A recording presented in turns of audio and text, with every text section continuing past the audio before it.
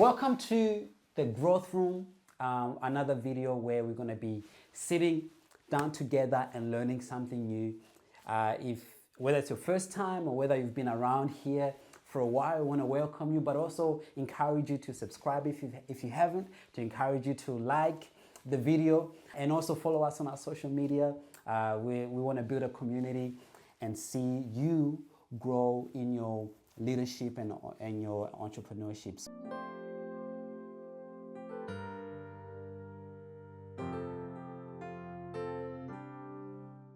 Today's topic is about overcoming doubt. Already it sounds like, we're used to hearing about faith and going for it, and now we're like talking about doubt. And the reality is, in your journey of leadership, in your journey of business, even in your own personal journey, there will always be a point of pressure. There will always be some wall in front of you that, as you're trying to move ahead, that's in front of you, that's trying to discourage you, even make you doubt. Now, when I share about faith, one thing that I have to balance it with is the fact that just because you had faith, it doesn't mean that everything is going to work out perfectly. There are times when you've decided, okay, I'm going to start this business, or I'm going to start this journey of growth, or I'm going to do this project, but then you get to a point where maybe things are not working the way you thought they were. Maybe some of your plans and goals are not being reached in the time frame that you had. Maybe things are a little bit slower than you anticipated.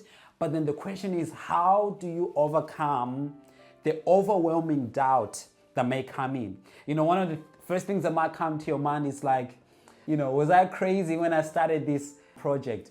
Was I in the right mindset? Or maybe was it too big? Was it bigger than I was able and capable of doing, right? And so you come to a place where you doubt yourself, or you even doubt the project and the plan that you have. Let me tell you this. In your life, doubt is constant. In fact, doubt is one of those things that it comes and it's not planned. Faith is not by accident, as in you have to actually initiate it, right? But doubt, sometimes doubt comes out of nowhere and unplanned, especially when you are overwhelmed, when something is not happening the way you might have planned it to be. So I'm going to give you guys 4 ways to overcoming doubt when you are in a place where you're like, man, I was crazy. I was crazy when I thought about doing this. I've written it down here just so that I can just go bam, bam, bam, bam, and I don't take too long on this. But the first one is you need to go back to your why. You need to go back to why you started that project in the first place. You need to go back to the why you started doing that thing in the first place. You need to go back to the why you started that business, why you started that venture, because if you lose track of your why, it's easy to give up. All right? I'll tell you this before I even go ahead. Many people think that your point of giving up is when you have, a business you've started has failed. That is not why many people give up. Many people give up when they come across this thing called doubt. Now, you don't even have to have given up. Doubt is associated with fear and anxiety, also even doubting whether or not you can do it. Right? This is even before you've even reached your first failure or your first trouble. So if you can beat this thing called doubt, there's a likely chance that you're not just going to give up that easily. Right? Many people don't give up just because they've reached failure in what they're doing. They give up when they have reached doubt. Right? And so let me encourage you. Make sure you watch for that in your life. Make sure you watch for that. Whether you've started to study something and then doubt kicks in. This is before you even finish or you submit your first assignment. Doubt kicks in, and then you end up, quitting your whole studies just because doubt kicked in, right? So please watch for that. Make sure that you don't let doubt kick in. So, like, going back to the first point, reconnect with your why. There's a reason why you started that business. There's a reason why you started those studies. The only way to conquer your doubt is going back to your why. Going back to your why, right?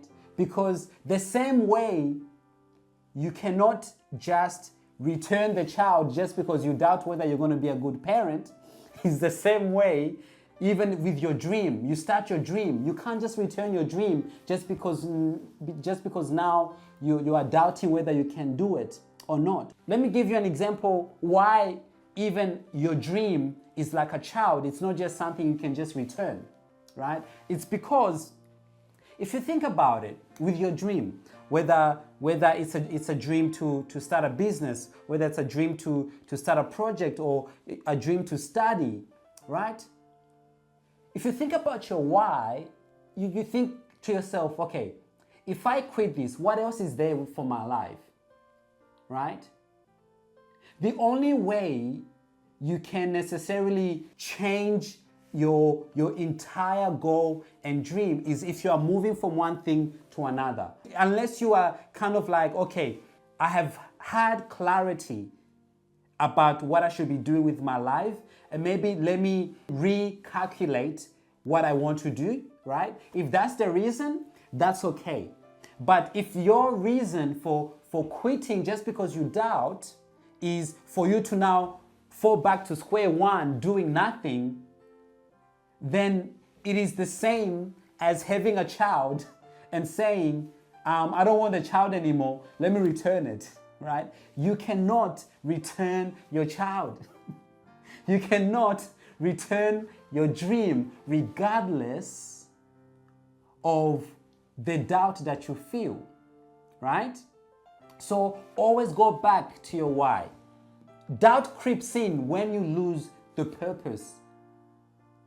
When you lose sight of the reason why you started that project in the first place. One of the reasons why we have a mission statement for ImagineX and all of the businesses that we have is because we are reconnecting to our why. So that whenever I start feeling doubt, I know why I'm doing this. My heart and my vision for Yasoko is to have a piece of Africa in every single room all across the world. A piece of Africa in every room, in any and every room, all across the world, anywhere in the world. Now, if I start the business and then we're going through, I don't know if this is going to work. No. I go back to my why. Like, this is the reason why we're doing it. And so it helps me move forward. So make sure that in everything you do, there's a purpose for it. Do not live a purposeless life. In everything, in every project, it's easy to quit when you don't have a purpose. So find your why. Find the reason. You need to go back to the reason you started in the first place. And that helps. The second way to overcome doubt is to separate facts from your feelings. Your feelings is one of your biggest enemies. How you feel is like one of your biggest enemies. The people who succeeded were not led by their feelings. They were led by the facts. Let me say that again. The people who succeed are not led by their feelings. They are led by the facts. I noted something here, and I want to say it specific. It says doubt feels real, but the problem is it's not based on evidence. Let me say that again. Doubt is a real feeling, right? I'll go back to the motherhood example, right? When you receive your child for the first time and then start doubting whether you're going to do a great job as a mother, it's a real feeling. Like, you can't disregard that feeling. It's a real feeling that you're feeling. Fear is a real feeling that you're feeling, right? However, it's never based on evidence. You can never know whether you're going to be a good mother until you start doing it. You never know whether you're actually going to be good at it until you start doing it. That's why doubt, the feeling of doubt, is not based on evidence. Live a life based on the evidence. And the only way to get evidence is to do it anyway, regardless of how you feel. Because your feelings and your fears will play with you. They'll be like, are you sure you can do this? Are you sure you are good enough? Are you sure you have the right tools? Are you sure? Are you sure? Are you sure? Are you sure? You know what your answer should be to that question? No, I'm not sure. However, I'm yet to find out. I'm not sure. You need to own your feelings. I need to tell you this. Your doubt is a real feeling. There's a guy called Andrew Tate on the internet. He walks around as though he never has any mental illness or any mental health problems. But the truth of the matter is, no. Your feelings are real. The feeling that you have where you feel like you're not good enough, it's a real feeling. It is a real feeling. However, it cannot be, if it's not backed by evidence, it is not enough for you to quit. So if your doubt speaks to you and says, are you sure you can do this? The real answer should be, no, I'm not sure, but I'm yet to find out. So why would you quit on something you are yet to find out? Think about that for a second. Why would you quit on something you are yet to find out? You are yet to find out whether you're going to be a good mother. You are yet to find out whether you're going to be a good employee. You are yet to find out whether you're going to be a great video editor. You are yet to find out whether you're going to be a great manager. You are yet to find out whether the project is worthwhile. You are yet to find out. So why would you quit before you find out? Think about that for a second. So never let your feelings be the driver of your life. Make sure evidence becomes the driver. And the crazy thing about evidence is that you don't even know yet, so therefore keep going. You don't know yet, but so keep going and find out, all right? So that's really, really important. Like, is this actually true? Or is it just fear talking? Is this actually true, or is it fear talking? Because here's the thing. I'll keep going back to the mother thing. Here's the thing. Is it really true that you're not a good mother? Or is it just fear? And when you realize it's fear, you keep going to find out. So the first one is reconnect with your why. That will help you overcome doubt. And separate the facts from your feelings. Separate evidence from your feelings. And number 3 is look at your track record. Look at your track record. Look back. Look back to your previous successes in life. It helps you. One of the reasons why we are going to start with, your highlights of the week or the wins of the week is so that we can get a habit of always keeping track of the good things that happen in our lives. The things that we are proud of, right? Before I couldn't do this, and now I can do it, right? That will help you keep a track record of all the small micro success you've had in your life, so that whenever you are in doubt, right? Whenever you're in doubt, you can look through your book. You can look through your book of your macro successes. You're like, man, if I could do that, I'm sure I can try this too. If I could learn this and this and this, I'm sure I can do that as well. So make sure that you have a track record of gratitude, a track record of wins, of things that you are proud of, that you've done, even the small things. Even something as small as, oh, I didn't know how to create a folder in the emails, in Google emails. I didn't know how to create a folder, but I managed to find a way. And we clap and cheer because that's a win. Even the smallest things. Let us be people who celebrate even the small things. If you can become like that even in your own life, where you keep celebrating even the small things. So we go back again. So reconnect with your why, number one. Separate the facts from your feelings. Number three, look at your track record, right? That will help you. Like I'm telling you, that will help you. And the last one is take action anyway. Take action anyway. Like one of the greatest, like people who do great in life are people who overcame their feelings. I am yet to be perfect at this. I juggle. Sometimes I have seasons where I win in this area, and sometimes I have seasons where I lose in this area. But that is the waking up issue.